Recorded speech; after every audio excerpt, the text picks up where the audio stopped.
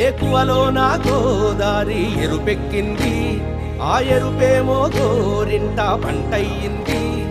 ఏకువలో నా గోదారి ఎరుపెక్కింది, ఆ ఎరుపేమో గోరింట పంటయ్యింది. పండిన చేతికెన్నో సిగ్గులొచ్చి ఆహా సిగ్గంత చీరగట్టింది.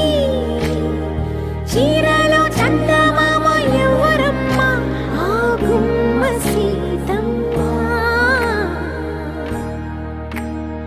సీతమ్మ వాకిట్లో సిరిమల్లె చెట్టు, సిరిమల్లె చెట్టేమో విరగబూసింది.